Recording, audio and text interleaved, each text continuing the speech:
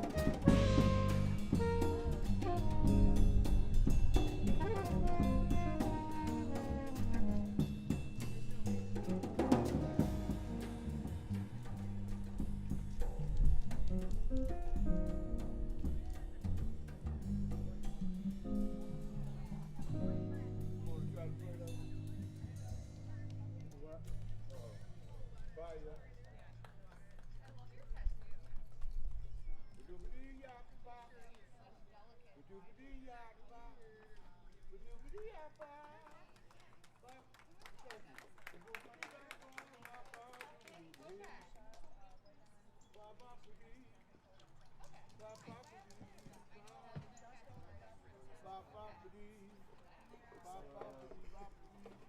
did it.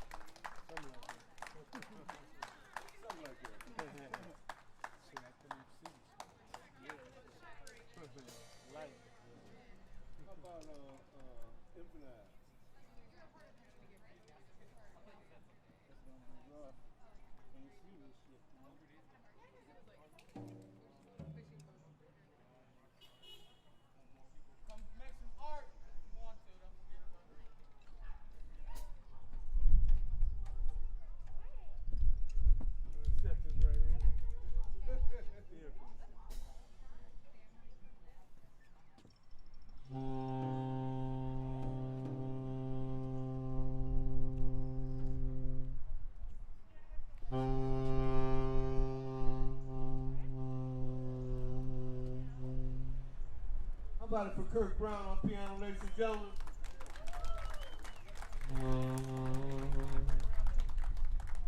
Dr. Yosef Ben Israel on string bass.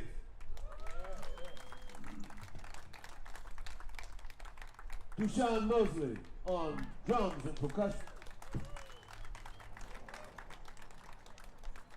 Yours truly, Holland John Taylor on flute and saxophone, Winston Saxophone.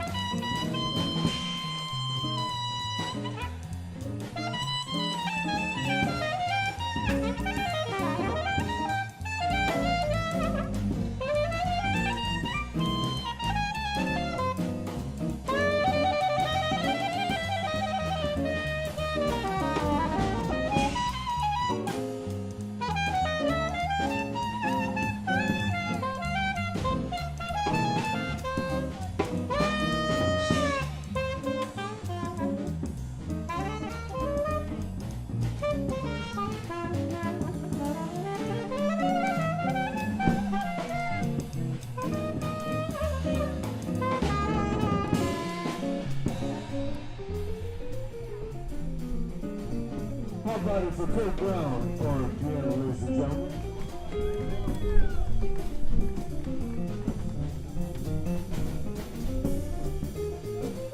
One of Chicago's finest.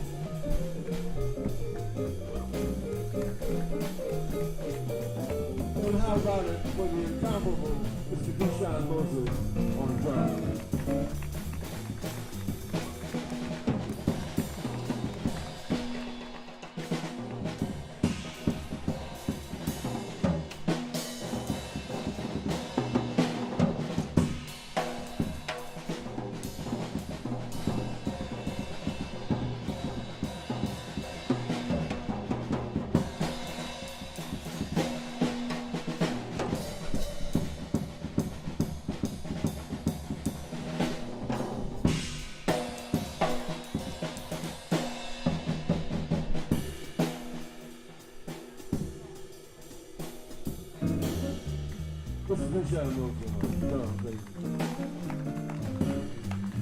And how about it on string bass from Chicago, Professor Dr. Yosef Ben Israel on string bass, violin.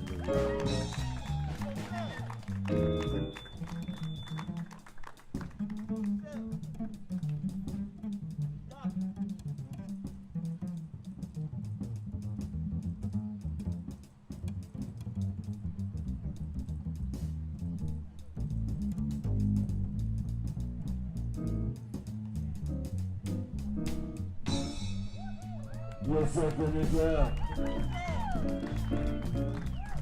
Yours truly on flute, saxophone, wind synthesizer. My name is Hannah John Taylor, and this is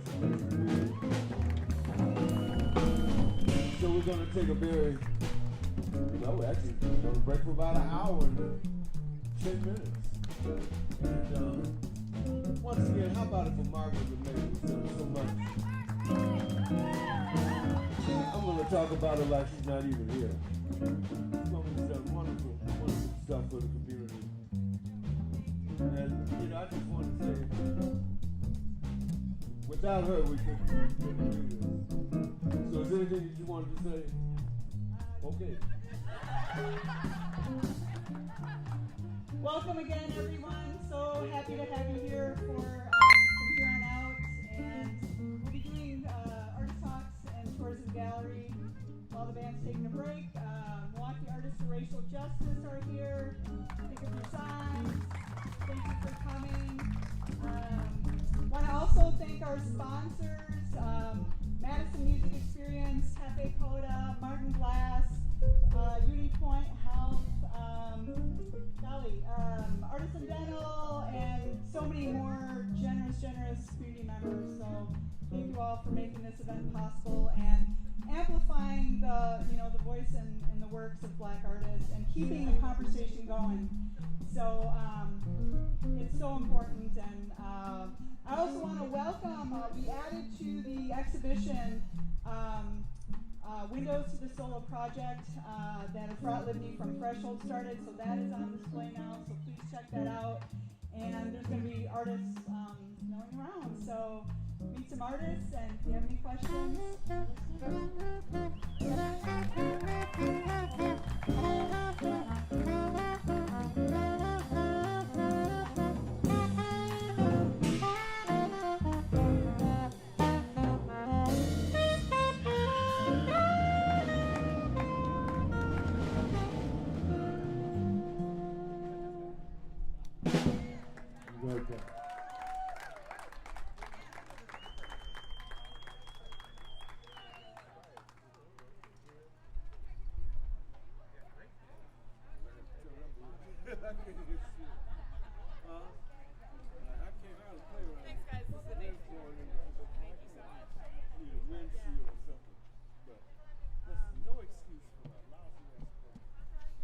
So there will be a second set around 3 p.m. So you're welcome to hang out and enjoy.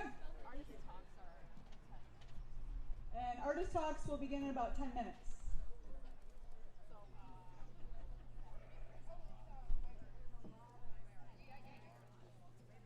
Sorry about that, Kurt. Where's my mini? water out for you guys, and let me know if you need anything else. We'll get some bottled water.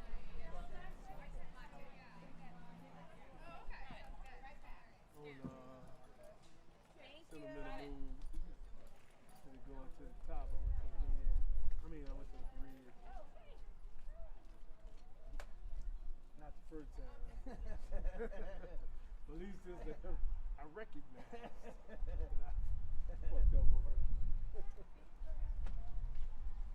thank you.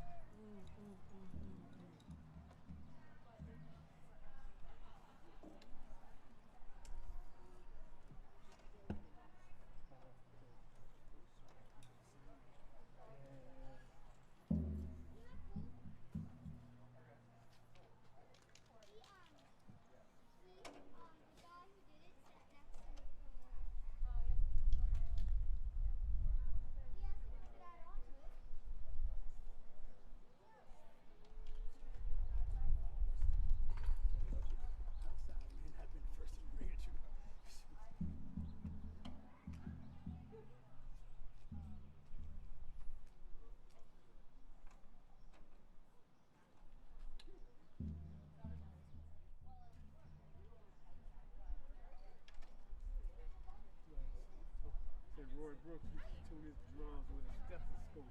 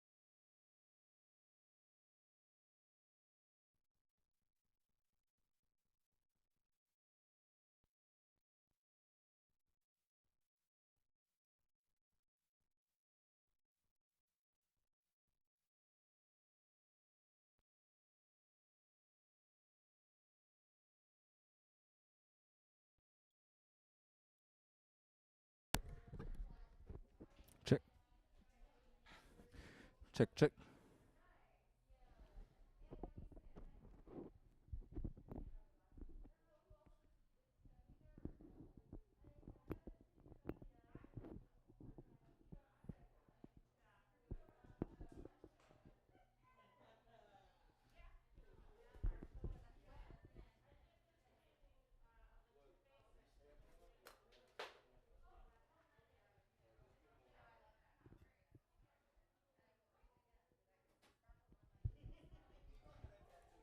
Check, check.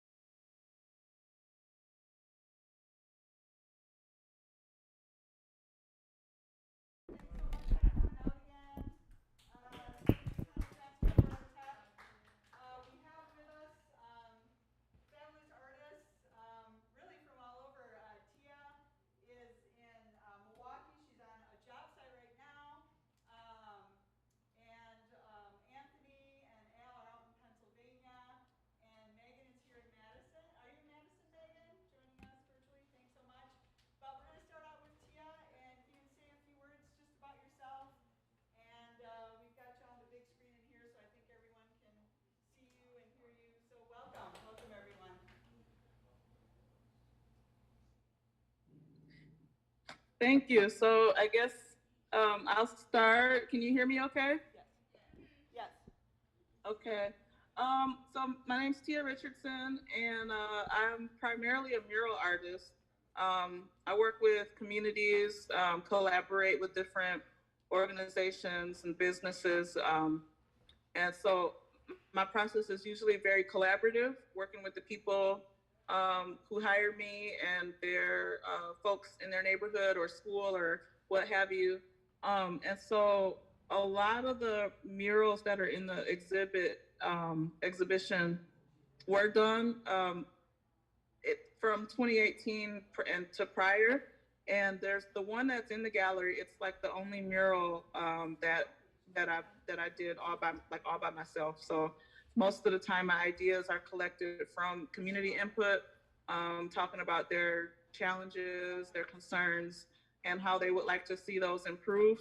Um, and but that one that's in the gallery there, it's called The Rebirthing of the Earth Mother, was just directly between me and the client. And she kind of gave me free reign to just, as she put it, let my soul shine. So, but unity is a big theme in my work. And how can we come together? What does that actually look like? What are some of the actions and like ways that we could work together in life, in our communities, to make our communities better, to make the world better, make society better, get more acquainted with one another, relate to each other better as human beings, and all those things. So it kind of spans a broad range of ideas and topics that people are interested in. And so I was gonna show, I'm actually gonna step outside because I'm on a job site. And I was afraid it would be too loud, but maybe it won't. I'm gonna show you what I'm working on. Restoring a mural. It's behind me. I don't know if you guys can see it. And is it too loud out here? Can you hear me okay? Yeah, okay. So I'm gonna run. All right, so this is Sherman Park Rising. This is one of the prints that are in the exhibition, and we're doing some repairs on it because it had a leaky roof. So this was 150 or more community members of all ages got involved in this one. And there's a documentary about it on my website. I'm not really sure, I'm kind of losing track of time, but I don't know, Augusta, if you want to kind of tell me if I'm on the right track or. Yeah, do you want to show us the mural a little bit and then we'll hear from the next person? I know we're all excited to see that mural. What street is this? Oh, actually, you wanted me to show it to you? All right. So I'm just gonna walk. What street is that on? Alongside. So this is 47th and Center. Oh, okay. It's in the heart of Milwaukee. It's in Milwaukee's Sherman Park neighborhood. Okay, we got some people from Milwaukee here, so they know where that is. Yeah, I'm pretty sure they know where it is. So, we had a neighbor come help my assistant with the ladder here, but this is the centerpiece right here. People from all ages worked on it. This is my heart and soul right here. When we talk about these big like collaborative murals, that's my primary interest and focus as an artist. And I've been doing that since 2007. It started out as an artist in residence working with local schools, and then I expanded from there. So that's kind of how I built my clientele. So in a nutshell, I think that kind of sums up. You did a good job. Thank you. Awesome. That kind of sums up it. How's that? That's wonderful. I want to thank you guys for everything. Thank Augusta you. and the whole gallery team there. Let's give Thank her a you round guys. of applause. Yay! Awesome. This is awesome. Hey, Anthony, let's hear from you next. I think that's what was decided. Hi. I'm primarily a painter here in Lehigh Valley. And my works lately have been really the works that I care most about have really been delving into the topics of like the Black Lives Matter movement over the last year. And so I've been just collecting sort of ephemera and adding them into my collage and making stories. I've been really interested in making stories. So just juxtaposing all these images that I see out in the media and trying to recontextualize them. And so the work that's in the gallery is part of these iterations of, I call them cedar shingle pieces. They're made from these, the panels are made from actual cedar shingles from the store that I work at. I work at Home Depot. I've been building these really rough panels and trying to make work that felt kind of authentic and raw, like something that you might have like found in an old attic or something like that, that you kind of dusted off and then decided it was something that you want to put on your mantle or something. So that's kind of like the look I've been trying to go for, something I was distressed. And I kind of fell in love with this idea of memory. That's kind of like how I tell these stories. And it kind of started when I went on a residency back in 2016 to Vermont Studio Center. And I came across all of these old song lyrics. Many of them were very racist, and I just wanted to recontextualize them and add like other, like I said, ephemera that kind of spoke to the issues in those original lyrics, and trying to recontextualize them, like I said before. And so over time, they've become like almost their own genre and my own sort of art making. This is the iteration I made for this show was like maybe the third or fourth that I've created, and now I'm on like a whole new, much larger one. These pieces that I'm working on now are I've been trying to find sort of more positive imagery because everything I've been making has been sort of Black Lives Matter referencing. But now I'm trying to take that same idea and find something joyous in the Black experience, because so much of the work that I've sort of commented on, like what's going on now, and I wanted to make something that felt like it was about cheerful imagery of growing up. So I think that, like, kind of related back to the show, I was really trying to make a comment on what's going on in the culture, but as I have thought about it since the show has been going on, I've been really trying to shift the work of that style in a direction that felt more positive, more about what the future might hold, and trying to remember a time, particularly in my childhood, that felt more joyous, like I was trying to say before. So thank you so much for hosting this. I really appreciate the opportunity to talk about my work. If you go to my Instagram page, which is just my name, Anthony Smith Jr., Anthony Smith Jr. NYC, you can see a lot of the works that I'm referencing, and it'll make maybe a little bit more sense. Talking to you from my car, so I don't have anything to show. Thank you, Anthony. Oh? Thank you. Thank you. Who is next? Do we want Al to go next? Al? Yep.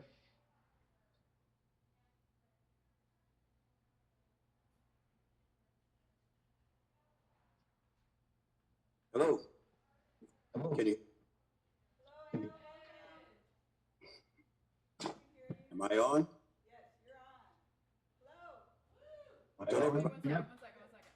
Okay, make Am I some on? noise. Yay, we're on. You're on. Hey, okay. Hey, my name, Hey, my name. and I'm hearing an echo. So And I'm hearing an echo. So Okay, anyway, I'm gonna mute us, so we'll be muted. But I'm gonna mute us. So we'll- yeah. Okay. I thought it'd be I thought it would be nice to give you guys a tour through my studio. Here at the Banana Factory in Bethlehem, Pennsylvania. If you are ever in Pennsylvania, in Bethlehem, and you'd like to stop by, I want to show you exactly what you're going to see when you come off of the elevator, all right, to the 3rd floor. So this is what the view is. Okay, we got Kim Hogan over here to my right.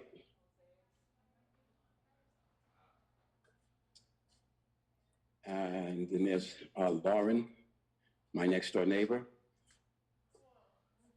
If you ever get a chance to come to my house, she painted the fish on my floor. Anyway, this is my studio here. It's a little messy, but all the works in the hallway are representational of the artwork that Al Johnson Art creates. And it's all in different medias. Like this is oils, this is acrylics. Well, everything is mixed, so it's all mixed media. But the difference sometimes might be the surface. Like this piece is on masonite.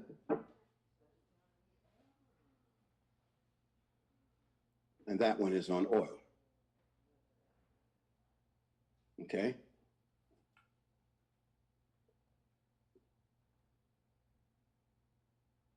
Are we frozen? Am I frozen? Because I'm not hearing anything like, woo.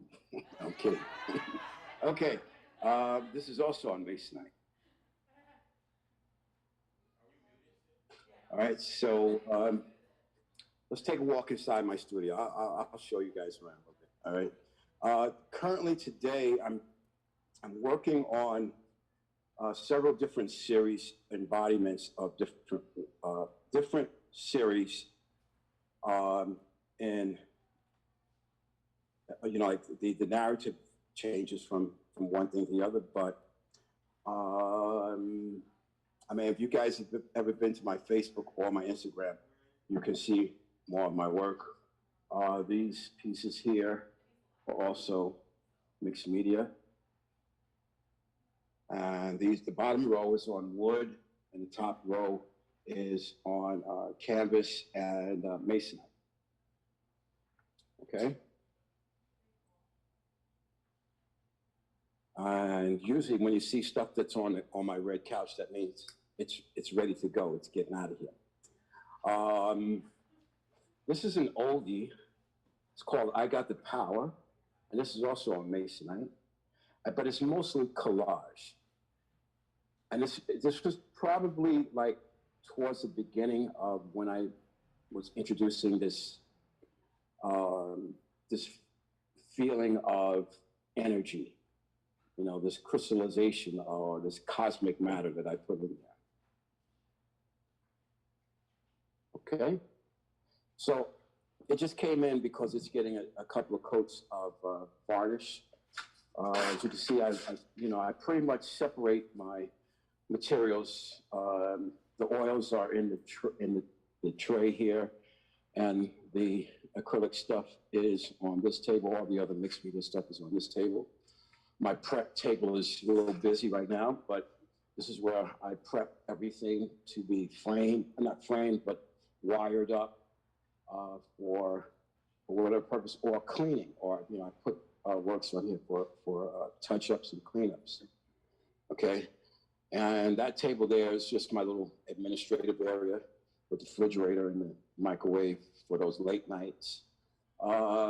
This room here is for storage. Don't go in there because it's scary. Let's see. Okay, and these are the current works that are getting some attention as well.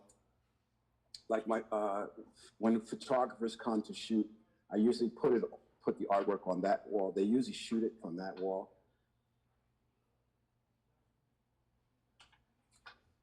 So I think that this piece, which is called, this is called the waiting room, and I have several orders for it.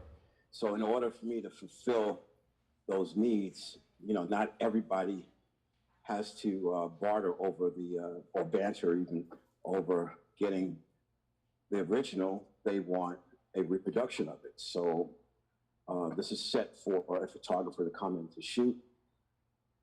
We just did the same thing with this piece, just called Beyond the Gates. And we're able to, you know, keep the subject going around the sides, as I do with most of my canvas work. These are all on wood planks or wood panels. This is the first oil piece since the beginning of the year. I just say it's like that because you know, with oils, you know, I'm dealing with different chemicals and so on. So when I do oil works, I like to clear out everything else to just concentrate on that. Okay, these are also all mixed media pieces. And currently, I'm doing a tribute to an artist by the name of Pierre Solange. If you don't know that name, look it up.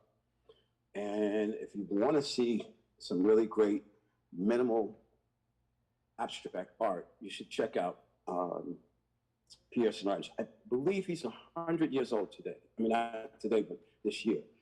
So I'm creating a series that is a tribute to him. And this is the series that I'm working on. So I'm working on, these are my studies.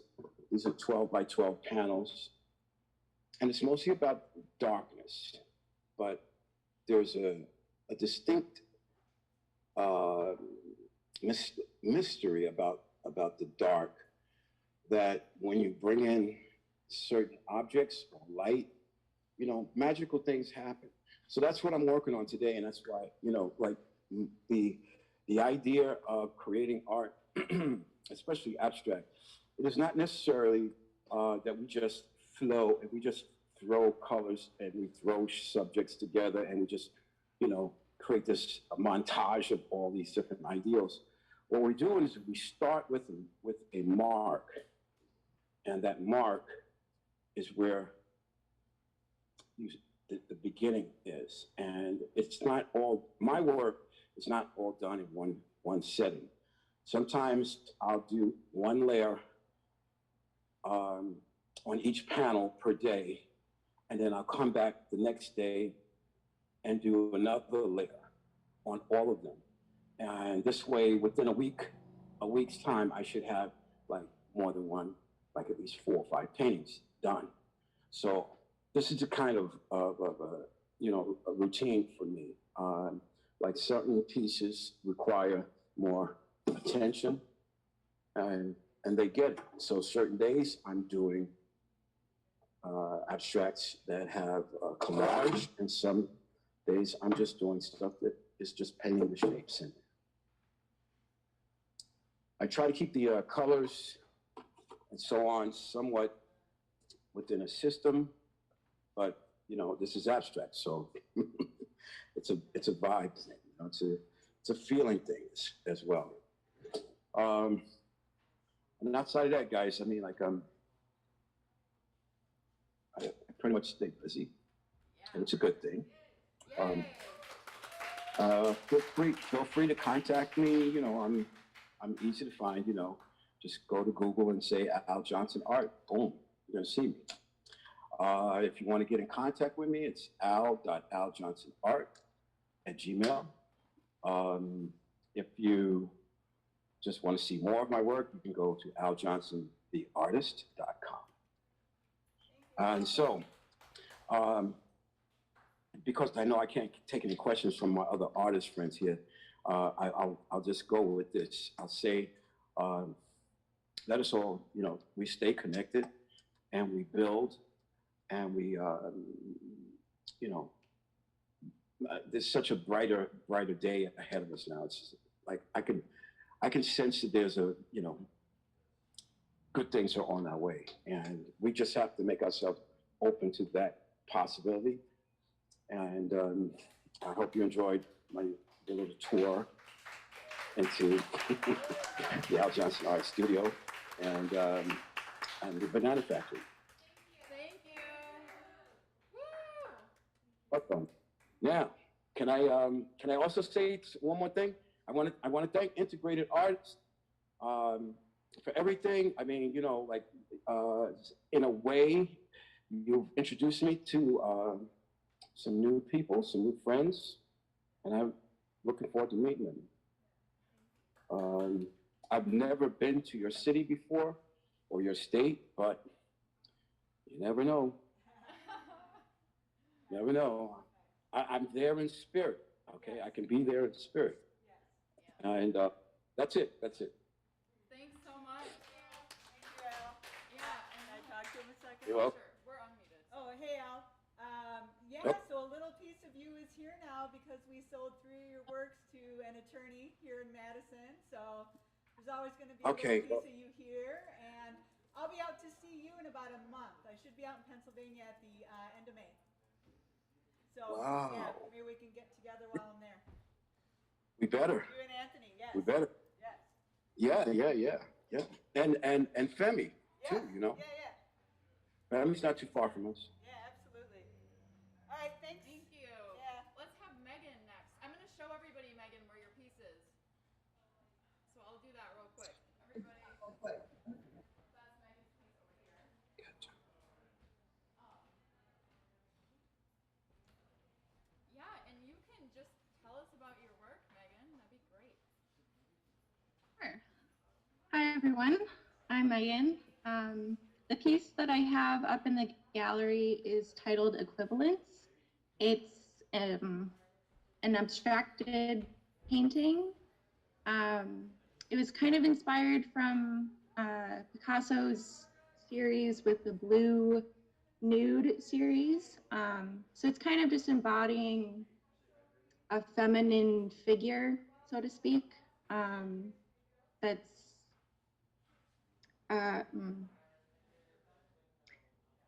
sorry, I'm struggling for the words of like trying to express what it represents. It's like overcoming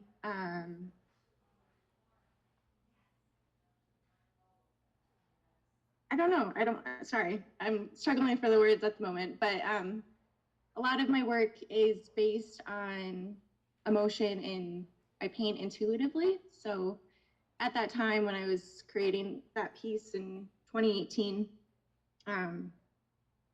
it kind of just reflects the different waves of emotions that I was going through at that time.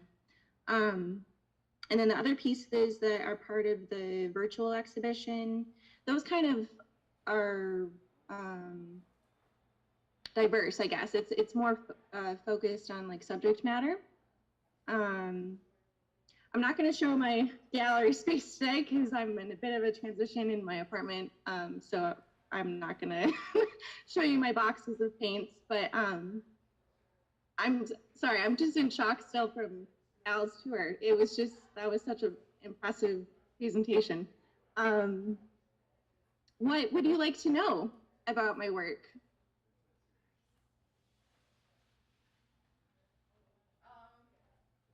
Yeah, how do you start? Or any sort of context? I mean, I can't see the piece, but I can just only see the people sitting, so. Yeah, do you want to talk about how you start? Do you have a vision or do you just paint right away? Do you just go with the flow? Sometimes it's based off of like a sketch or a drawing, and other times it's just I'll throw paint right onto the canvas and kind of just go with what I'm feeling in that moment. I work in layers and washes, so typically I have like 2 or 3 pieces started at once because I let each layer dry before I'm applying more paint or pastel or any other mixed media material. So that's kind of how Equivalence was started, was just in washes, and then I just slowly added more paint and acrylic medium to it and kind of like build this female presence, if you will. Neat. So what are you working on next? Like, do you work in a series or do you do, individual works based on whatever you feel inspired to Yeah. Let me see. Hold on. I can grab like a couple smaller works. I'm working on 2 larger commissions right now for clients. So like those are 3 feet by 4 feet or 4 feet by 5 feet. So that'd be really hard to like see. Oh, sure. But let me grab the smaller piece.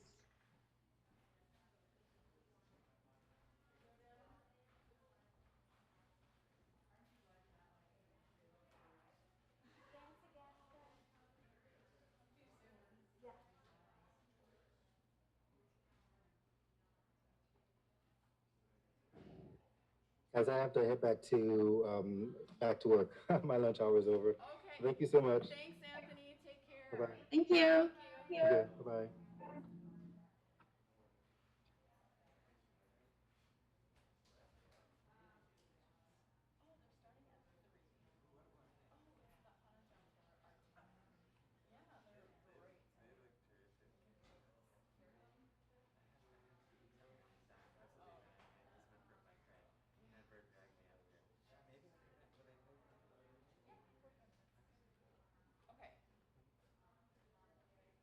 Okay, so these are just smaller collage. Oop, you can't see it because my background's blurry. That's awkward. Well, what are you gonna do? These are kind of just more, like Al was saying, how he's been painting on masonite and board. I've been working on just making smaller works of layered acrylic paintings with pastel, charcoal, pencil, just kind of doing more freestyle mixed media pieces. And a couple pieces too that I've been working on are they're more like flower pieces that have specific drawings of flowers on it. So I'm kind of exploring like doing more illustration techniques in these newer pieces. I've been kind of quiet about it on social media. Like I really haven't been posting to just try and focus more on like the illustration part rather than displaying the process. Like I kind of want to show it when they're all done. So yeah, that's kind of what I'm working on right now is commissions and more mixed media freestyle works. Cool. That's great. Yeah. Thanks for sharing. Let's give Megan a round of applause. Yeah. Thank you. Thank you so much for being part of this, and it's been a great opportunity. Good. We're happy to have you. Thank you. Anybody who's online, feel free to. We have some in-person artist talks, so you can feel free to listen, or if you need to head out, that's fine too. But I'll keep the video rolling.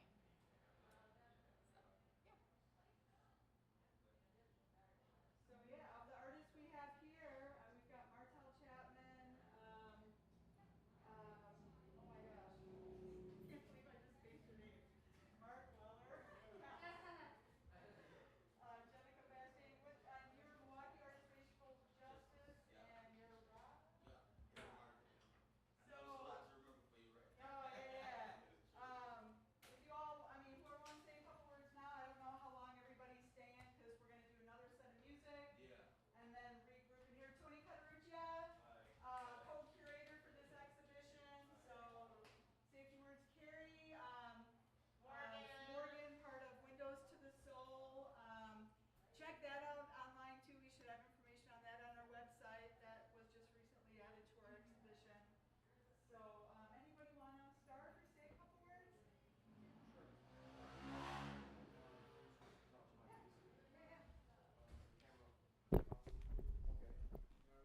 Toss this on real quick.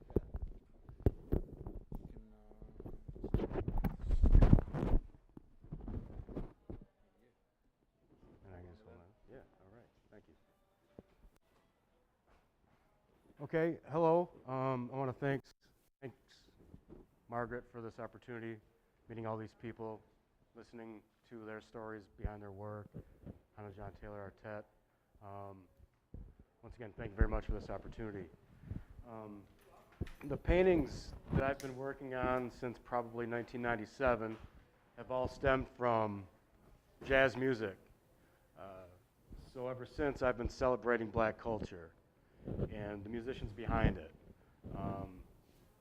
There's a whole world of influence behind black culture, not only in music, in other art forms, acting, athletics, and more than anything, that's what I'm celebrating. And I've been doing it since about '97. The music has, specifically jazz music, has opened up my eyes to so many possibilities in form. Listening to the music, the improvised formations of their structure, the building of their musical pieces is what I'm trying to understand in my visual. And cubism, I think, lends itself pretty well to jazz music. I know all music has their, mathematical, geometrical structures and everything else, but with cubism, I find there's a lot more variability to improvise. So if it's going to be on the piece on the far left here, it's Felonious monk portrait based off of just a basic improvised line. So it started from a sketch. I was just on the phone and I started drawing, and I kept the line working with the pen on the paper without picking it up. So now trying to transfer that idea onto canvas is a little tricky. So the form is there if you just kind of follow up to his hat and then back down and just think about all those lines continuing as one and changing or improvising as it goes, and then building off of it. So that's the concept of that. It's most like I'm trying to explain what the music sounds like, what the music looks like. And in the middle piece, the Ornette Coleman portrait, it's also based on the idea of musical composition and also building sculpture or carving into a slab of clay.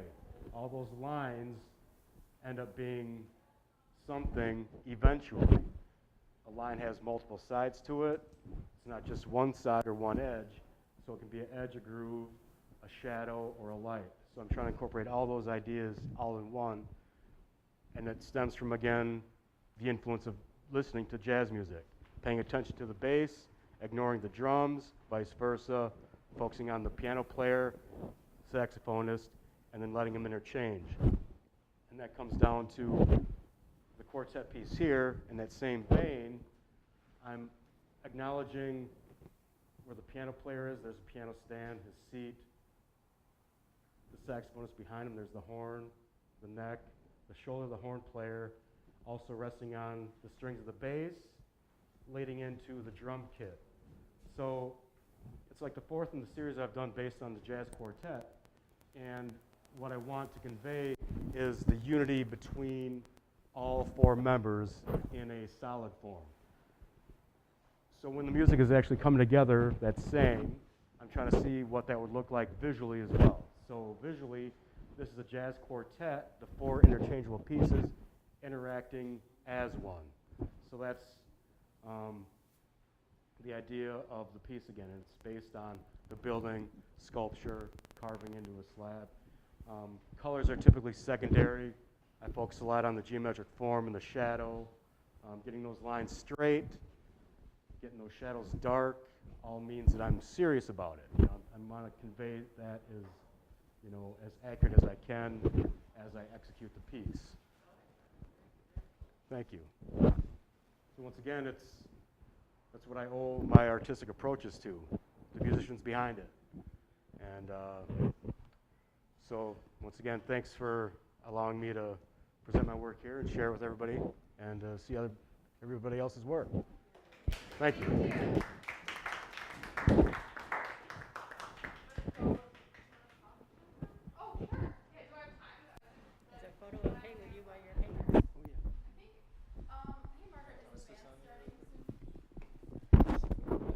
Oh yeah, sure. Robert, did you want to talk now or like? Mm-hmm.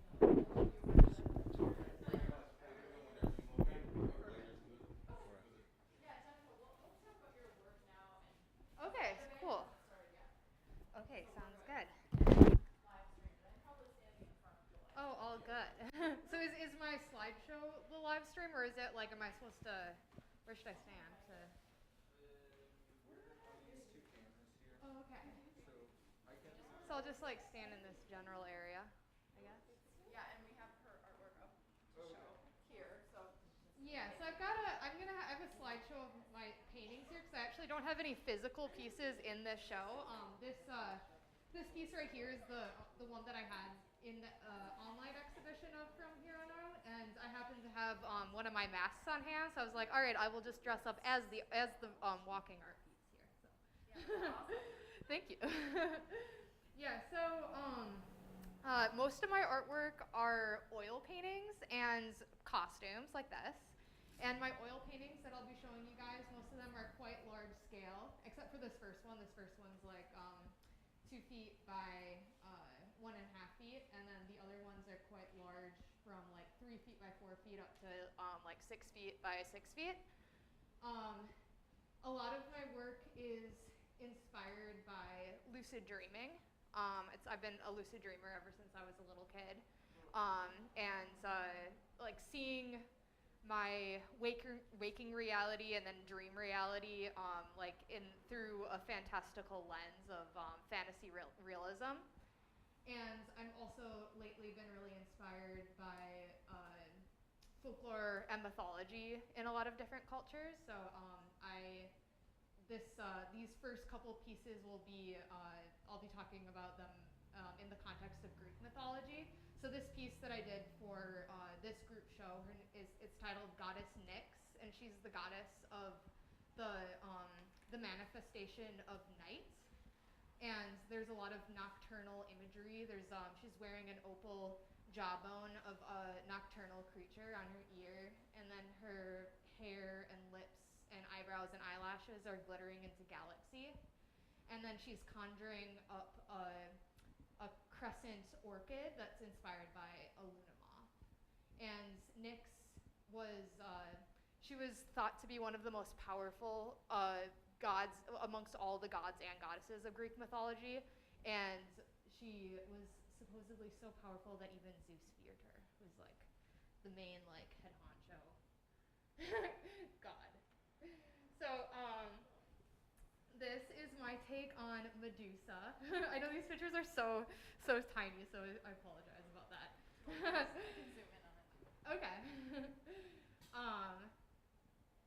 But yeah, I wanted to do a bit of a more humorous, lighthearted take on Medusa, because she's oftentimes depicted as like very monstrous and scary, and like focused on like her curse that came from a trauma that she experienced of being cursed. And yeah, so she's just like having a chill self-care day, and she is knitting sweaters and bonnets and things like that for her snakes.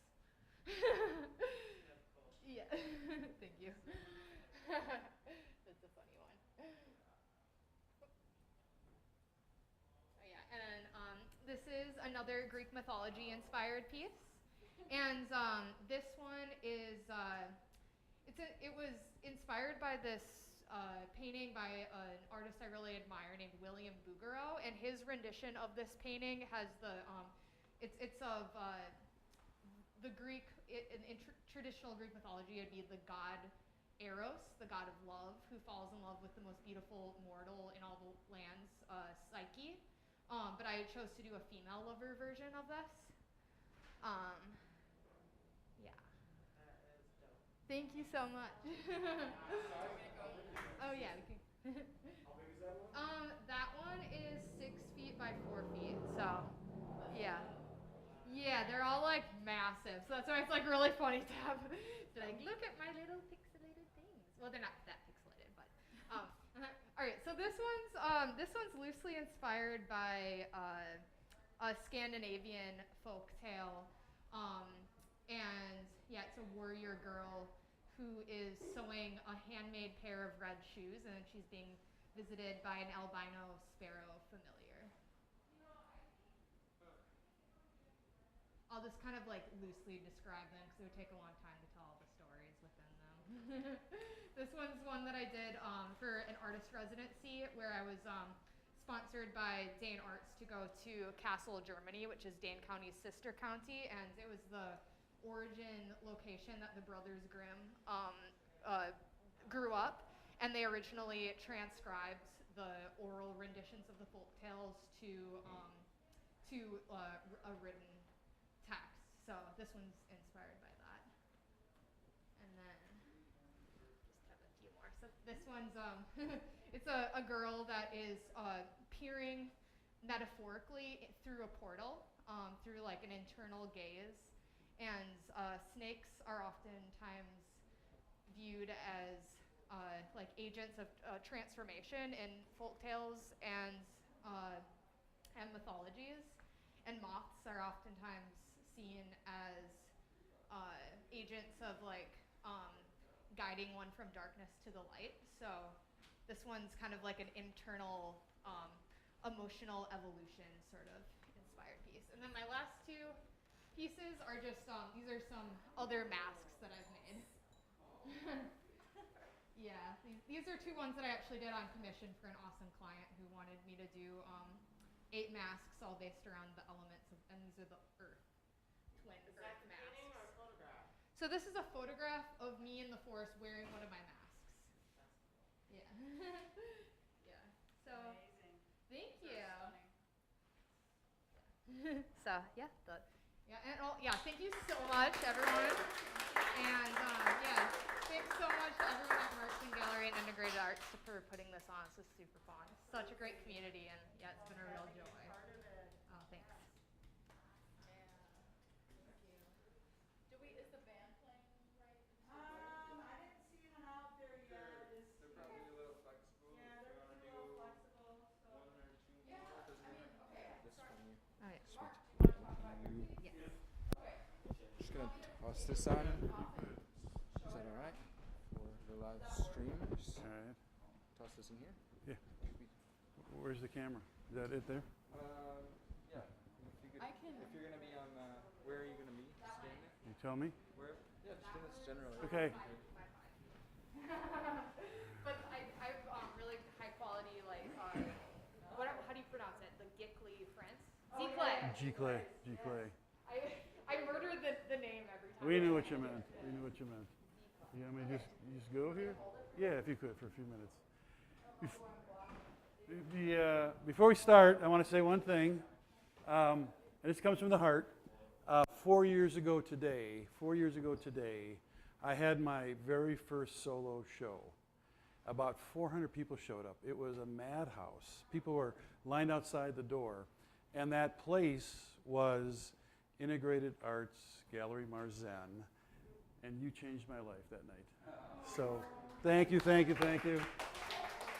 Life is good.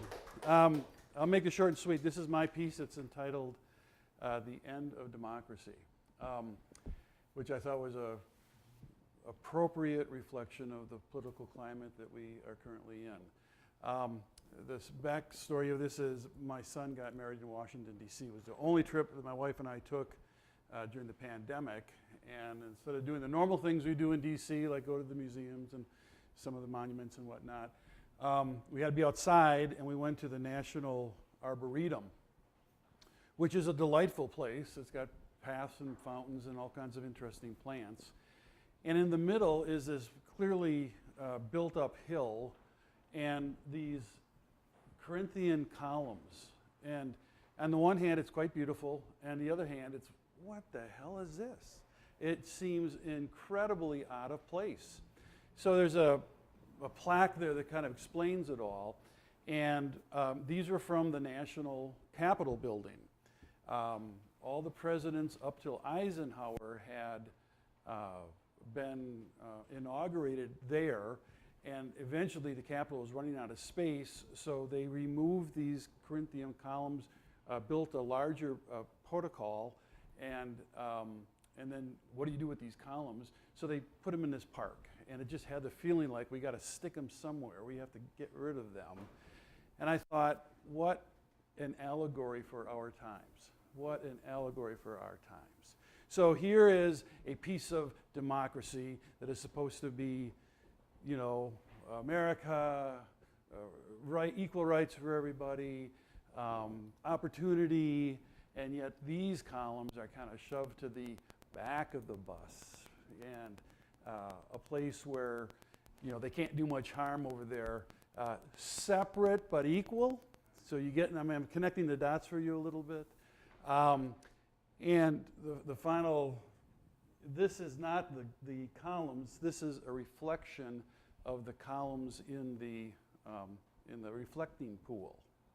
So the notion is I wanted to show this as a reflection of the political climate that we are currently in. Black Lives Matter. Thank you.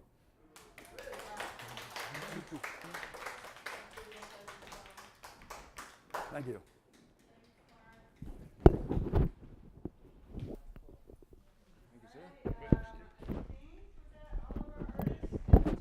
Step out. Okay. Just want to again thank everybody for coming. Oh yeah, you want to talk about Windows to the Soul, Carrie?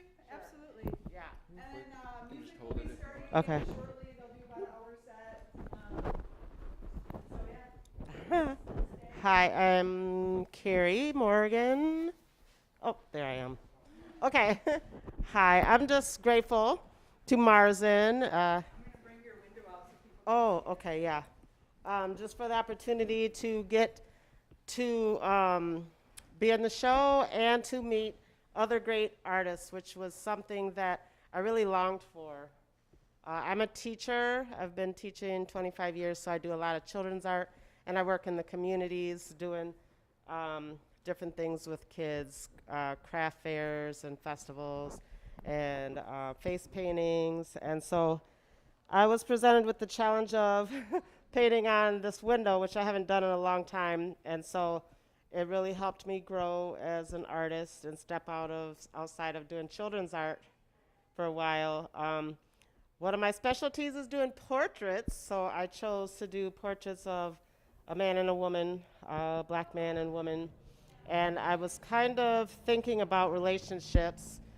Me being a people lover and working with children and people, I thought about relationships because we're kind of in a situation where we don't get to have the relationships that we have had in the past, so we're kind of reforming our relationships. And so there's a lot of imagery, words in these pictures that were just kind of longings of mine and prayers of mine for relationships.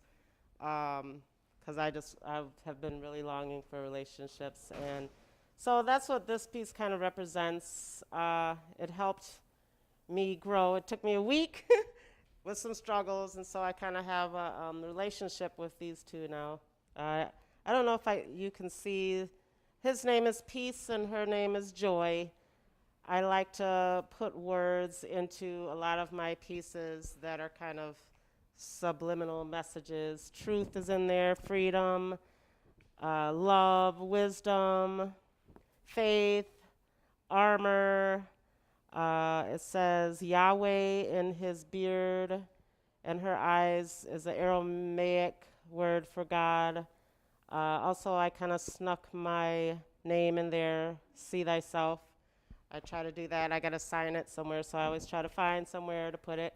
I also have been working with neons lately. So in my home studio, I have black lights, and I do painting parties in the neon lights, so that's pretty cool. So it was a challenge to use the neon lights on the glass, but I'm pretty happy how it turned out. So, and like I said, it helped me grow in my art, so I really appreciated the challenge and also, again, the opportunity for working with Marzin and getting to know other artists. It's been inspiring seeing you other artists and how you work and how you make things come together. So that's also helping me grow. And so God bless us all in our future endeavors. So thank you.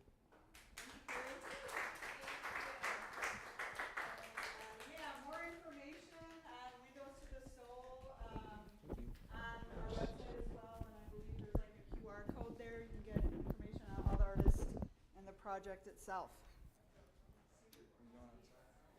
Yeah, I think let everyone go outside for some music. All right. Hannah John Taylor Artette coming up here.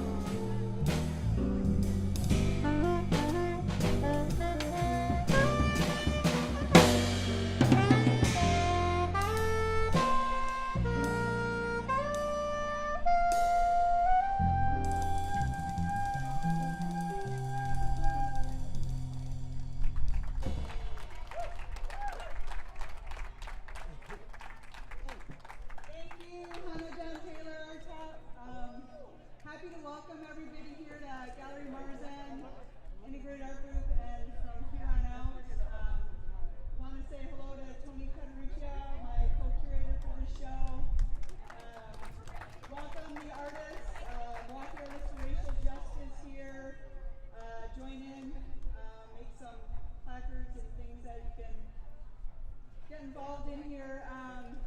Want to also thank our sponsors. We'll have some music. We'll go inside and do a gallery talk, meet some of the artists, have them talk about their work. And, you know, I want to thank everyone for being here and thank our sponsors, Cafe Coda, Madison Music Experience, Uni Point Meritor, and the list goes on. Just thanks so much for being part of this and making it possible. It's so important to amplify the work and the voices of Black artists, and felt to keep the conversation going. So I'm not going to keep talking. Just welcome everybody and enjoy.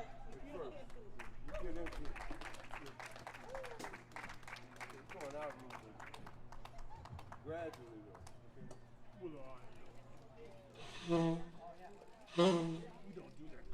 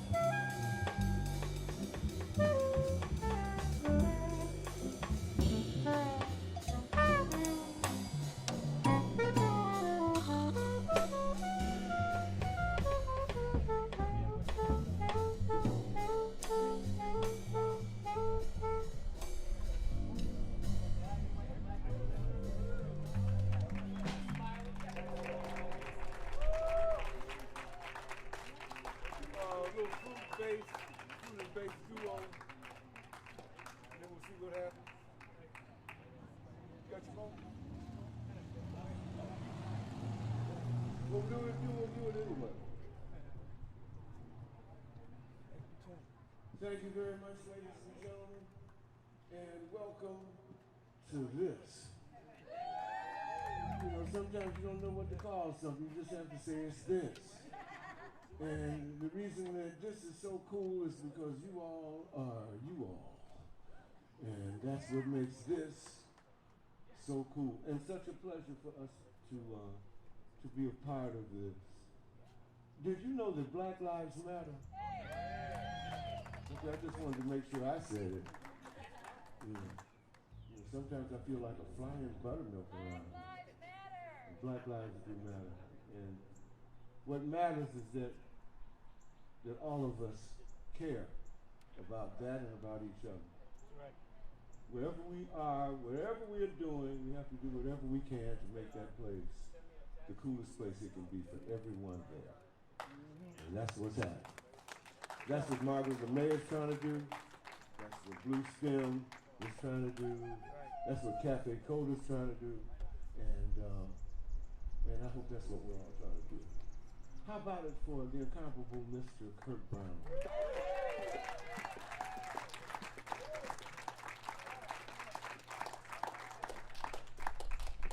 And the one and only Mr. Dushan Mosley on drums, damn it.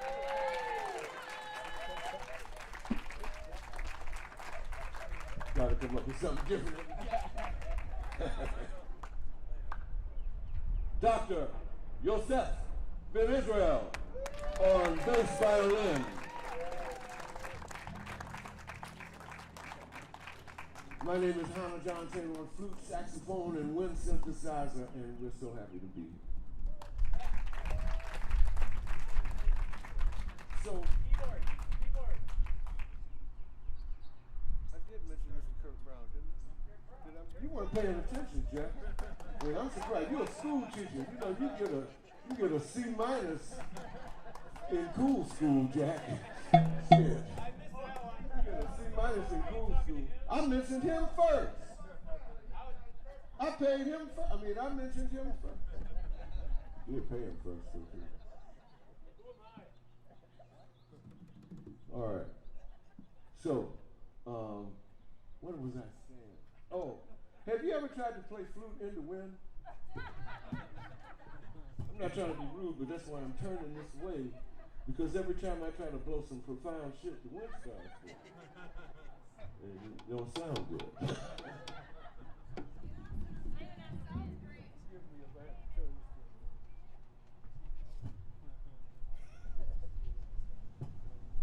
That's my excuse. Practicing could actually help. Wind was blowing my string. Yeah. All right.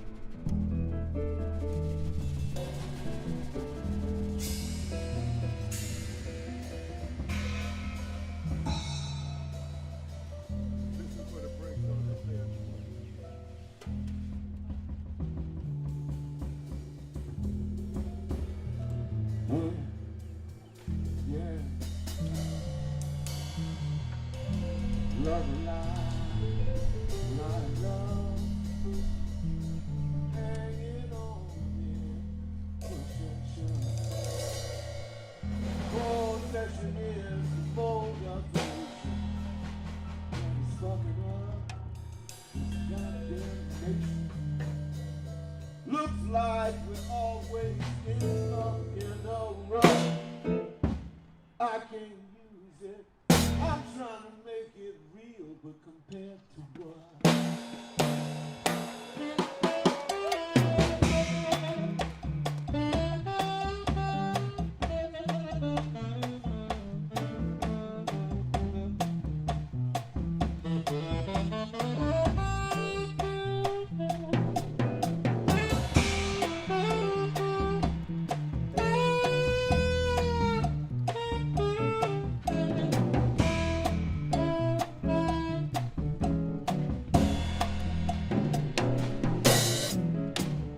Slaughterhouses killing hogs, twisted children killing frogs, bored of rednecks rolling logs, dying ladies kissing dogs. How could a human love such a stinking mud? I can't use it. I'm trying to make it real compared to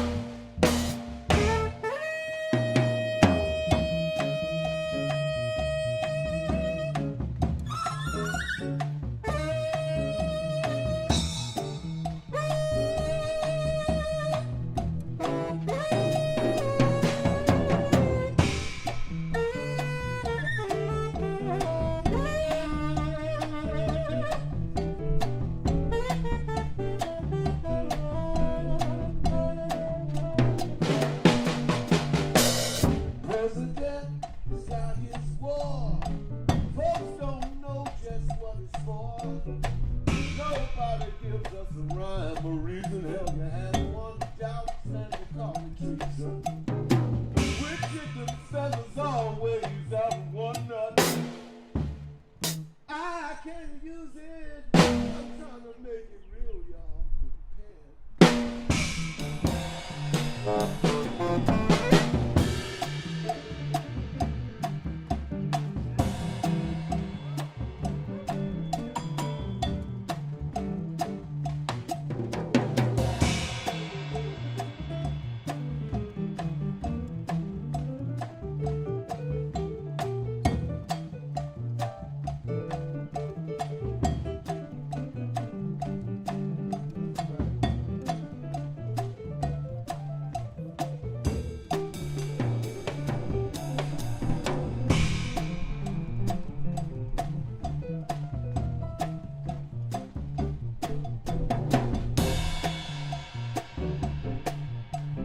Church on Sunday, sleeping hard.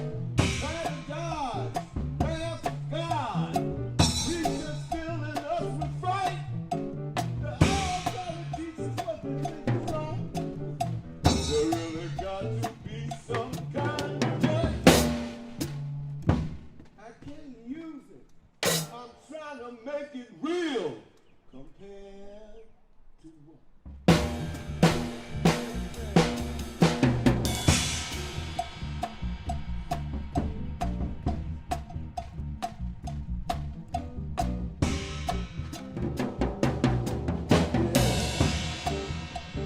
Black Lives Matter.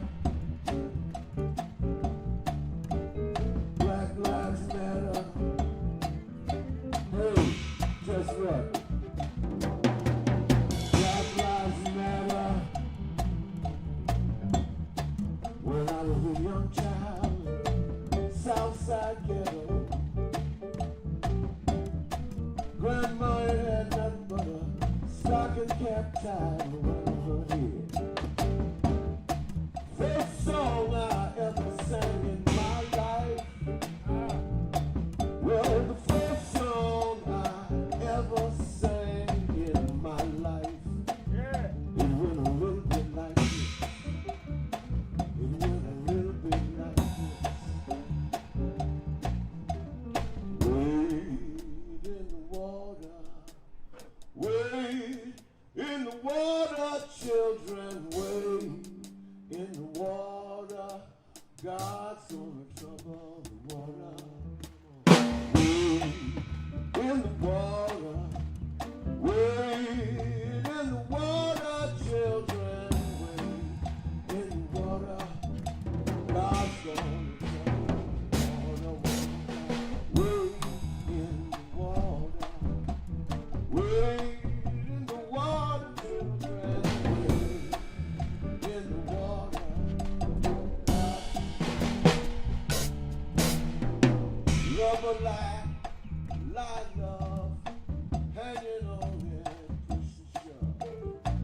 Possession is the motivation that is fucking up this goddamn nation.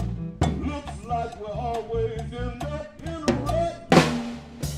I can't use it. I'm trying to make it real compared to what. I'm trying to make it real compared to what. I'm trying to make it real. I'm trying to make it real. I'm trying to make it real. I'm trying to make it real.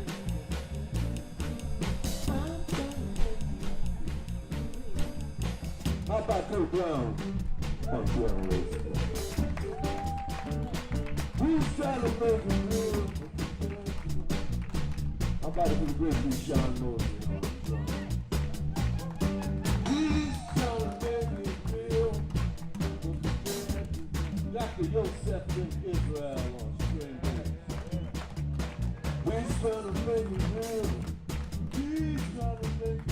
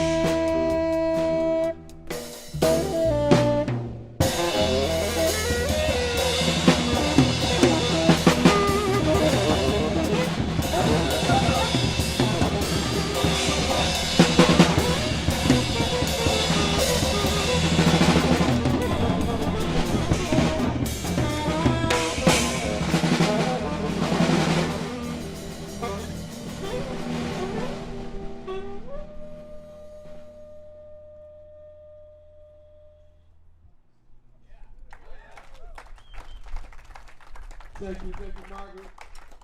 Thank you, Mars in the studio. Thank you, Black artists. Thank you, everyone, for coming. And here she comes again. Here I come again. Thanks again, Hannah John Taylor Tet. Beautiful music for the neighborhood and for everybody here.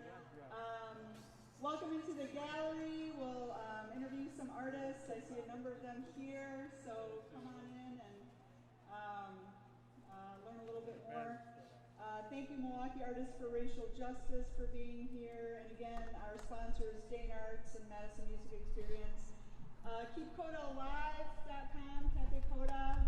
This has been especially hard for music venues and places like Coda, live music. So check them out, live streaming, and in person now. So, yeah, welcome everyone, and we'll see you inside the gallery.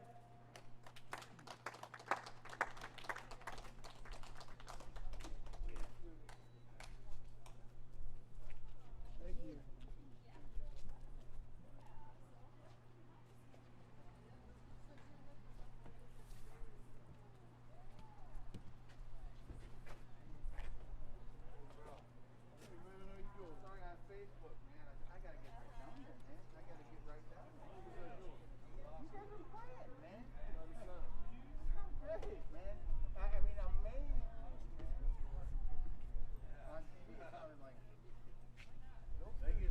Thank you, man. Staying hydrated, are you? Yeah. Good. Water? Okay. Where you going? See you later, bro. Whatever. I think I just saw you on Facebook. I don't know what's going on.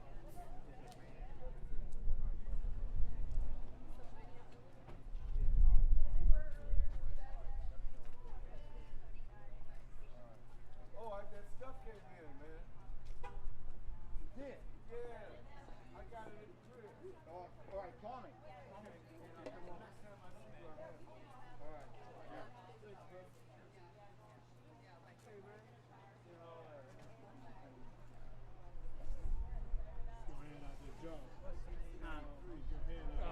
That's where the money. Oh, okay. What job? Yeah, right.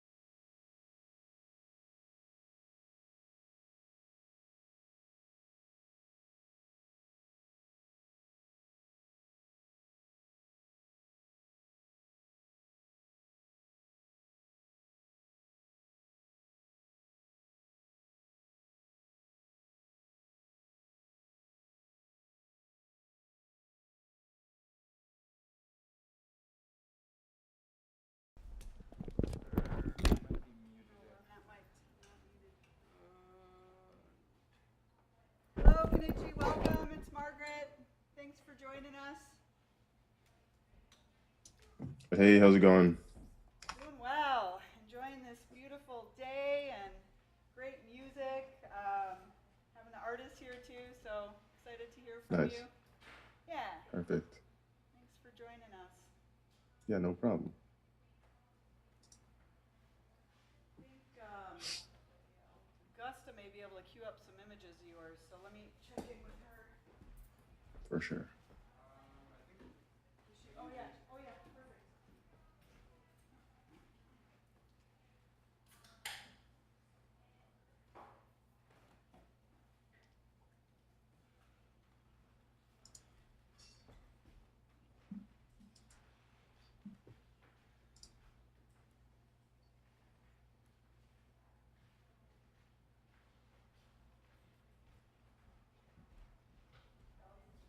Hey, Kenichi, we've got some of your images up in here, so you should be good Nice. to go ahead whenever you're ready. Oh, you guys ready like right now? Yeah. Oh, all right, cool. Should I just start talking? Yeah. All right. Hey, everyone. What's going on? My name is Kenichi. Yeah, and I guess I just wanted to give a quick talk on some of my stuff, which you hopefully should be seeing right now. My work here was based on a lot of the protests that happened last year. All of my work was based in Madison, Wisconsin.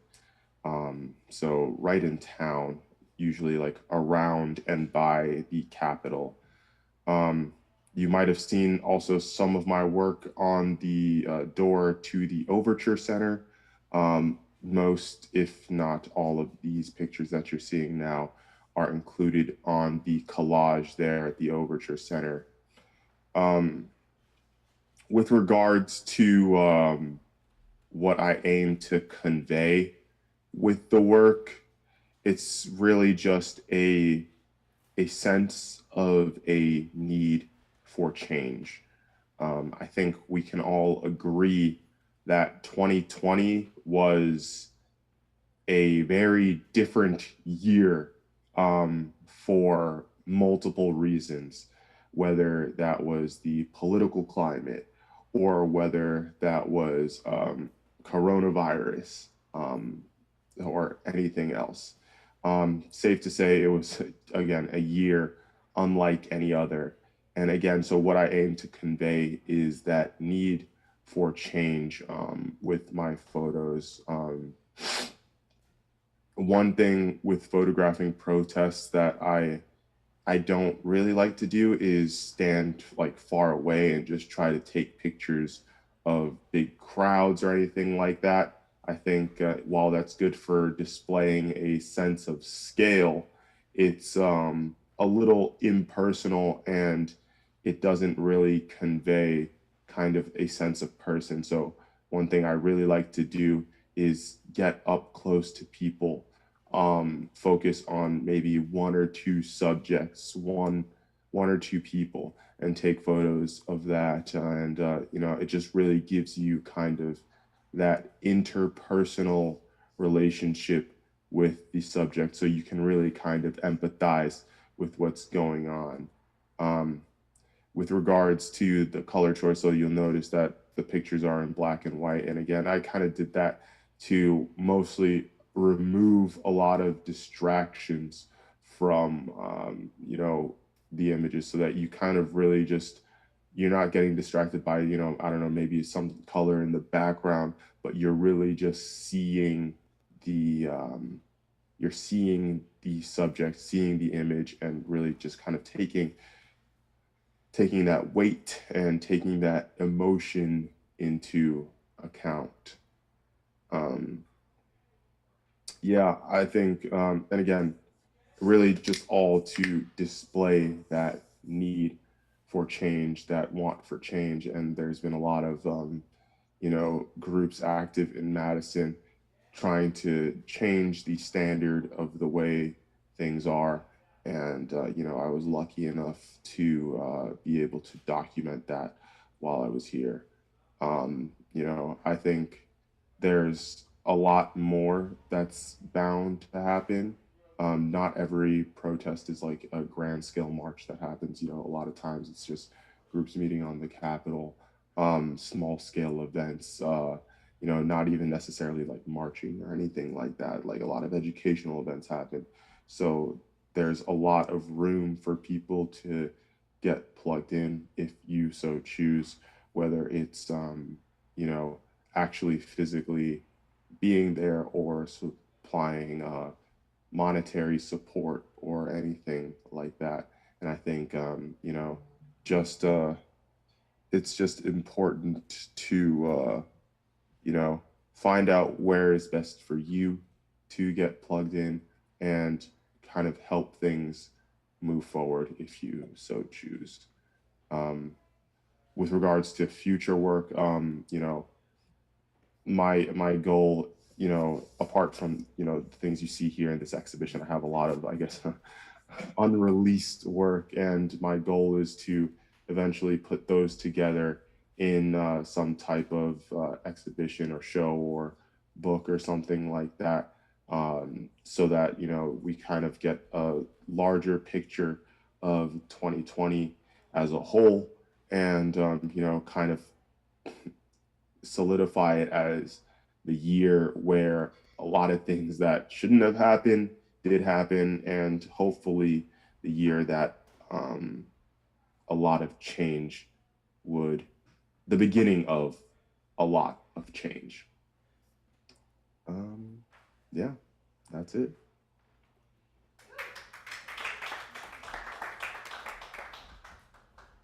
Thank you. That was great. And you can feel free to stay on and listen to the talks, or if you need to head out, feel free. I'll just leave it up for you.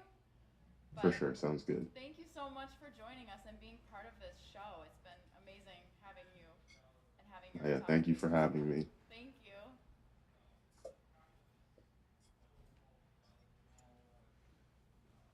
All right, well, welcome again. Thanks everyone for coming out. I see we have a number of artists here, so I don't know who wants to go next, if you guys talked about anything. But I've brought Wildey here. She's the inspiration for the Windows to the Soul project, which is here. Christopher Carl Wildey, talk about his work as well. Untitled Chapter did these beautiful cubist pieces. Thomas Farella, Black Flag. They all have online. You can see more of their work, and just want to thank everyone for being a part of the show. It's so important to support Black Lives Matter and amplify the voices of Black artists in the community. So thanks again for participating in this. So I don't know time-wise what y'all have or who wants to go next, but I also want to thank all of my wonderful staff, Augusta, Tess, Ellen. Without you guys, none of this would be possible either. Thank you so much for all your hard work and efforts. Very much appreciated. Okay, who wants to dive in and talk about some artwork? Want to go, Christopher? All right. It's, yeah. So it's on your feet.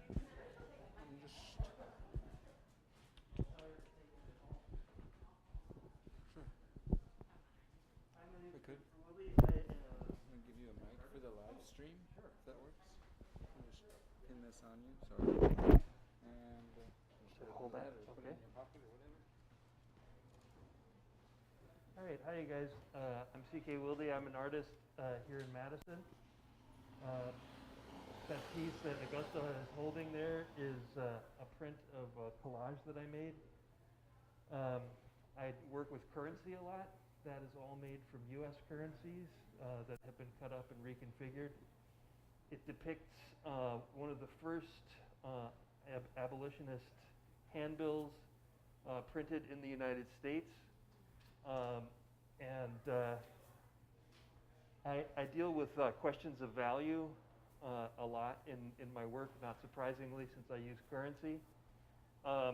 And the question of what is a human life worth is preeminent in my mind with that piece particularly. And the history of this country has been born on the backs of black people. We would not be here if it weren't for them. Millions of lives ripped from their homelands and their families to come here and bring about the economic prosperity that allows for the country that we're living in now. And so the question of what a human life is worth is I think, a preeminent question for all of us these days, particularly when we're seeing black lives gunned down in the street constantly by systemic racism. And so the question for me as an artist is, how can I investigate and interrogate my own role in that systemic racism? And that's not an easy thing to take on. It's enormous. You know, it feels too big sometimes to be able to address with just, you know, an image or artwork. I have to know that the act of creation is antidotal to the destruction that we see all around us. And that I am participating in a dialogue and in this culture with imagery and artworks, and that's the best thing that I can do. It's certainly the thing that I'm best at making is art. And so I think each one needs to do what they're best at doing to address these issues in their individual lives. The only way that I see systemic change happening is each person changing the way that they relate to these systems of power in their own lives, deconstructing their own prejudices and expressing their solidarity for other people who are in this struggle. So that's a lot of weight to put on a small image, but it does have some historical context, and I'm honored to be here in this show as an ally of my black brothers and sisters, and all people of color, because we're seeing now that there's been a huge rise in anti-Asian violence as well in this country. So the questions of race in this country are enormous and need to be addressed by each person, in my estimation. And so I'm doing the best I can. And by participating in shows like this, I feel like I'm actually engaged with a community of like-minded people who are similarly interested and engaged with trying to change these modes and bring about truth and justice for all. And you know, this is a time of extreme change in this country right now. And I think one of the quotes that I've been thinking about lately is that by their politicians, they're remembered by their artists. And the significant contributions that artists can make in reforming the world, recreating it, is not to be downplayed. And so many galleries have closed over the last year. So many institutions have closed, never to reopen again. And so we're in a moment of crisis in terms of our culture. And so for the staff here at Integrated Art Solutions and Marsden Gallery to have stepped up with this show is very inspirational to me. And so I'm very proud and honored to be a part of this show. If you guys have any questions, I'd be happy to answer them. Otherwise, I will give up the mic to the next artist.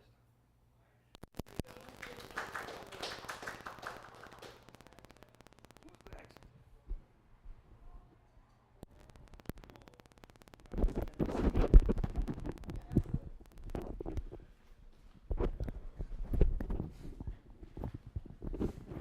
Just gonna hold on to this.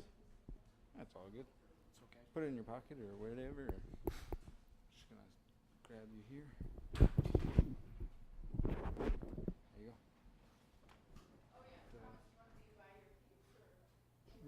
Whatever, sure. Absolutely. Cool. That's what I was thinking.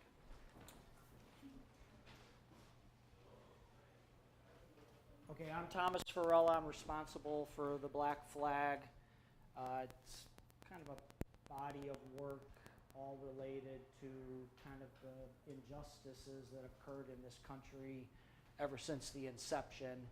It's not just the flags I do, but I do individual dollars. So I wrote something specific for this. Who will survive America? The tides of torment and the insecurities of a rich nation.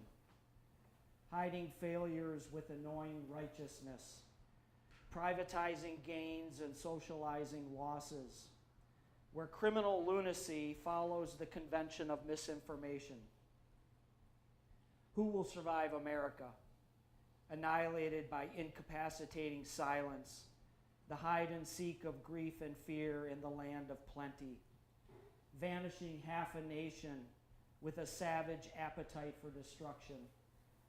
The privileged custodians of history dictate our reality, the fourth world of half-truths. Who will survive America? The Shadowlands and the Ghost Wars, the war against ourselves, the people. These are the forces that will not respond with an invitation. This alienation, a grieving this nation. Who will survive America? The lost prophecies of the voting plutocracy, the conception of free speech violated by the profit motive, the crazy sorrow, the permeating paranoia and deep, profound absurdity. Who will survive America, where anguish vibrates through time? Southern trees bear a strange fruit. Mississippi, goddamn. I was born by the river. How many roads must a man walk down? And who will survive this America and look upon the aftermath of our future? Thank you. That's it. Thank you. Thank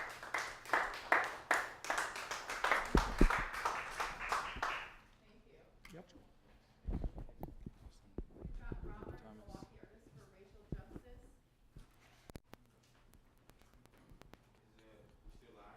Yeah. Okay.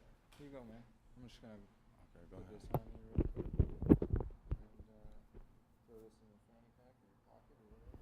Pocket is cool. Okay.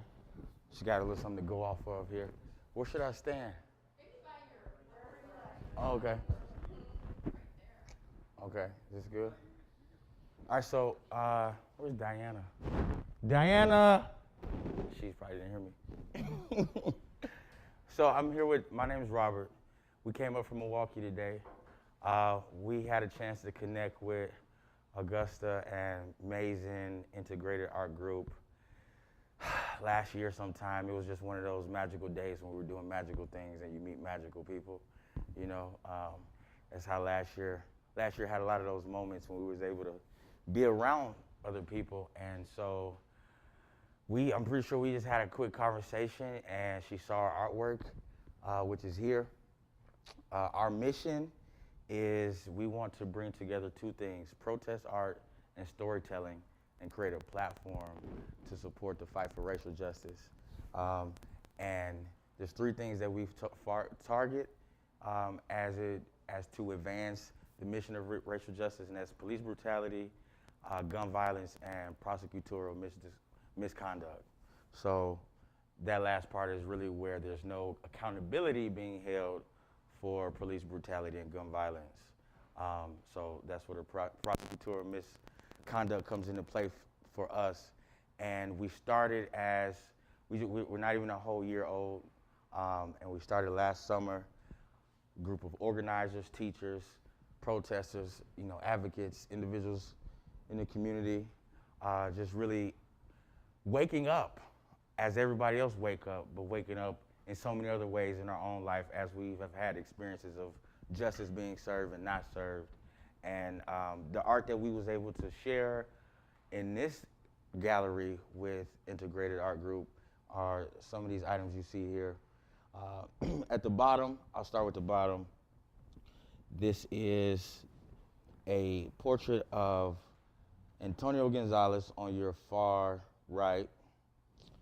In the middle here is Jay Anderson, and this is Alvin Cole. Now, protest art looks like this. You've seen different faces of different people who are no longer here on different mediums. And what we chose was cardboard. We chose cardboard, love, and spray paint. And that's our hashtag, is cardboard, love, paint. And you got it? I know what? Put me in front of you. Oh, no. Oh, it was a camera here. So we chose that because it was really something we could get our hands on pretty accessibly, and the spray paint was cheap, and we had the talent. Donated. Yeah, cheap and donated. So cheap it was free. And we had talent. We had three great artists, Antoinette, Eric, and Christina, who's not here with us today, but with their talent and their ability to bring forth the vision of creating somebody, a visual image of somebody who's no longer here, that's loved and being mourned by a family, is a message in itself. And so I'm gonna just share a little bit about Jay Anderson in the middle here. Jay Anderson, a 25-year-old black man from Milwaukee who was shot and killed by Officer Joseph Mensah after he was awakened in his car at 3 a.m. while he was parked in his car on June 23rd, 2016. How many years ago was that? 5 years ago. D.A. Chisholm, the Milwaukee County DA, failed to prosecute Mensah, who fired six shots at him. That's Jay Anderson. Alvin Cole on your far left there. A 17-year-old black teenager from Milwaukee who was shot and killed by Officer Joseph Mensah on February 2nd, 2020. He was shot 5 times by Officer Mensah.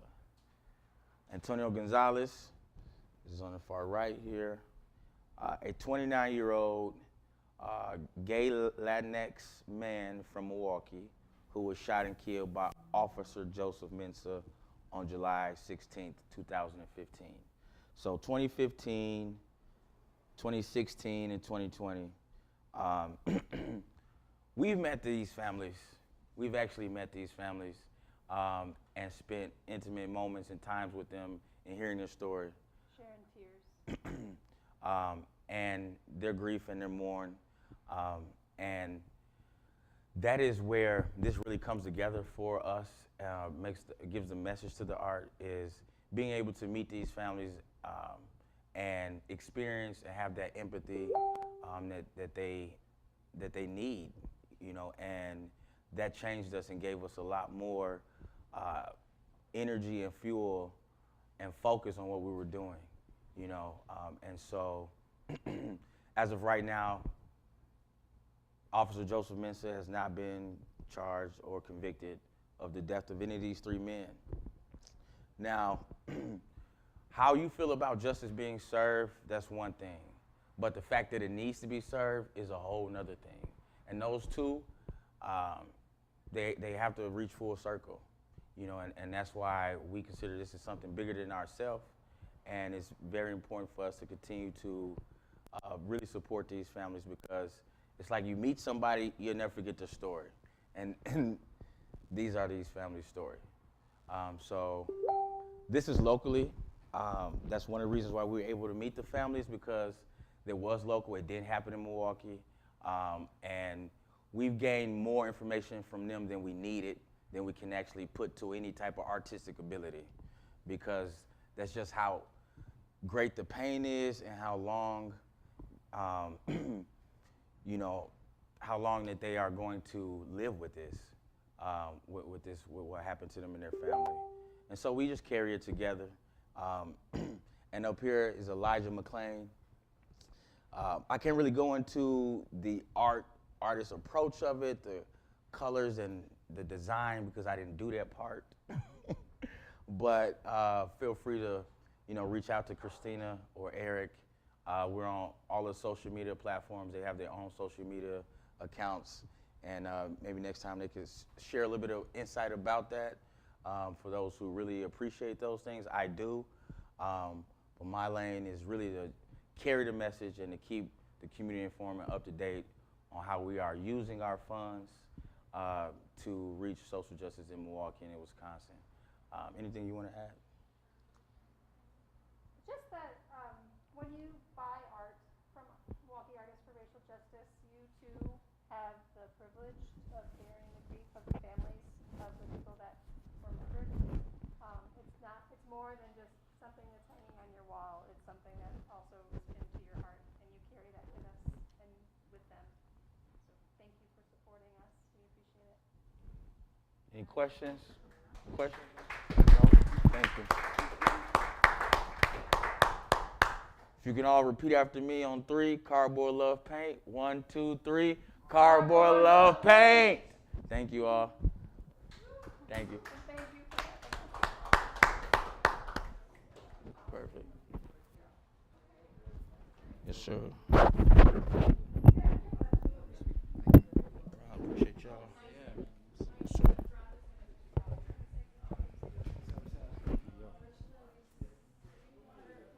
Do you have any art in here, or? There's a window right here. Sure.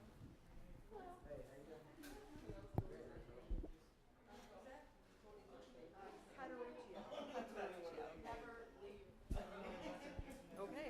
Yeah, you Where do you want me to? We can come over here. That'd be good. Just like in this area.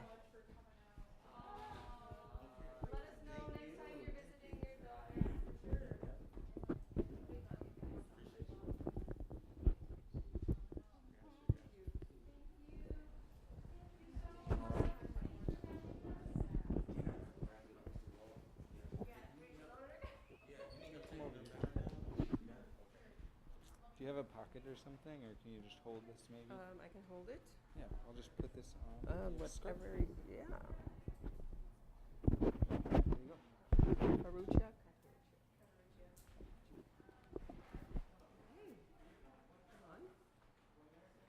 So I'm Efrat Livni, and I'm actually not here as an artist. I'm here as somebody who's facilitating a show called Windows to the Soul. I was very much affected by the mural eruption last year, and I came away feeling that there were things about those murals that needed to be preserved, but also that the artists that were painting the murals needed to be seen and heard in a way that was more intimate and more personal, and that their art needed to become something that they revealed about themselves. So I love windows. I collect windows. I use windows. I just closed a community center called Threshold right up the road, and I used windows throughout that building for just about anything. So I have a huge collection of old windows. So I decided that it would be really appropriate to just take things that are out there and offer them as basically a canvas, a see-through canvas for people to express themselves and reveal something about their own inner voice, not just the collective voice, because collective only is exhausting and sometimes really doesn't give us what is behind, the truth behind the collective. So, and Gallery Marzen, since I closed the space I had, has been wonderful in simply picking up this collection and actually growing it. We've just grown it over the last few weeks. This is our latest. Tony Cataruccia has just brought this in last night, and this is our 10th window. And the premise of this is that each of the artists is given a window they choose from my vast collection, and are invited to paint a window to their soul. That window becomes part of a collection that then will be moving around as a show that can go around town and maybe out of town too, and be seen by people actually from the outside, but the pieces of work are on the inside. So these are protected. One of the problems with the murals is how unprotected they are, and we all know that some of them were very abused. And then this show will, because it keeps moving, will keep the art alive. I just had the idea that I would offer artists, every time the show moved, an opportunity to paint a new window and take the one they have. The artists get paid for making these windows. They own the work, so they can sell it if they choose, or do whatever they want with it. And my hope is really that we create something of another variation on the mural energy, not just the mural physical, that will get us closer to the artist and get the artist closer to us. At the end of the day, personally, I'm really interested in people and individuals. And when I get to see a person fully I'm in. So thank you to Marzan, and thank you to all the people that have come forward to encourage me in continuing this project, even as I gave up the way I knew how to do it. Thank you, Fred.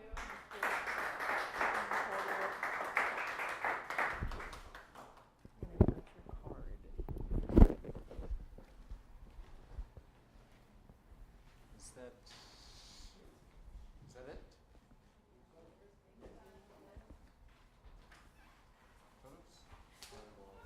Margaret, do you want to say some words? Are you done saying words? I'm done saying words. Alrighty. Again, thanks everyone for coming out and being part of this. And yeah. Yes. Woo. Sweet. Thank you to our live streaming audience that's been tuning in. To our live streaming audience. Yeah. yeah. Right on. Okay, so